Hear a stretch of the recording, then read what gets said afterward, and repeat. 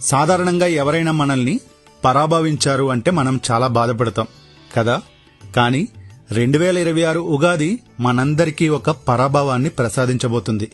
ఏంటి, ఉగాది పండుగ గురించి ఇలా మాట్లాడుతున్నాను అని ఆశ్చర్యపోతున్నారా?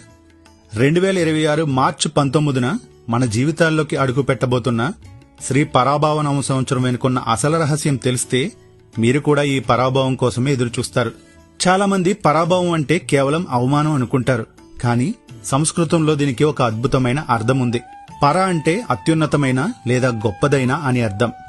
భవ అంటే పుట్టుక లేదా స్థితి అని అర్థం. అంటే మనలోని అపజయాలను, అహంకారాన్ని, అజ్ఞానాన్ని ఓడించి, అంటే పరాభవం చేసి ఒక ఉన్నతమైన స్థితిలో కొత్తగా జన్మించడమే ఈ సంవత్సర సందేశం. మనం పాత పద్ధతులను వదిలేసి కొత్త ఆలోచనలతో ముందుకు వెళ్లడానికి ఇది ఒక గొప్ప సంకేతం. ఇక విశ్వావసు సంవత్సరంలో మనం ఎన్నో నేర్చుకున్నాం. కానీ ఈ కొత్త ఏడాది మనల్ని మనం మార్చుకోవాలని చెబుతుంది. ఉదాహరణకు, మనలో ఉన్న బద్ధకాన్ని పరాభవం చేస్తేనే కదా మనం సక్సెస్ వైపు అడుగులు వేస్తాం. మనలోని నెగిటివ్ ఆలోచనలను పరాభవం చేస్తేనే కదా మన మనసు ప్రశాంతంగా ఉంటుంది. కాబట్టి ఈ పరాభవ సంవత్సరం మనకి ఇచ్చే పెద్ద గిఫ్ట్ సెల్ఫ్ ట్రాన్స్ఫర్మేషన్. ఈ మార్పు ఎప్పుడూ తీపిగానే ఉండదు. అందుకే మనం ఉగాది పచ్చడిలో వేప పువ్వు చేదును కూడా కలుపుతాం.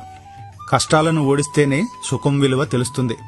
ఈ శ్రీ పరాభవనవ సంవత్సరంలో మీరందరూ మీలోని లోపాలను జయించి సరికొత్త ఉత్సాహంతో ముందుకు సాగాలని కోరుకుంటున్నాం. మరి ఈ ఉగాది నుంచి మీలో ఉన్న ఏ అలవాటుని మీరు పరాభవం చేయాలనుకుంటున్నారు? అంటే ఏ నెగిటివ్ క్వాలిటీని వదిలేయాలనుకుంటున్నారో కింద కామెంట్స్ లో షేర్ చేసుకోండి. ఈ వీడియో కనుక మీకు నచ్చితే లైక్ చేయండి. జై శ్రీరామ్.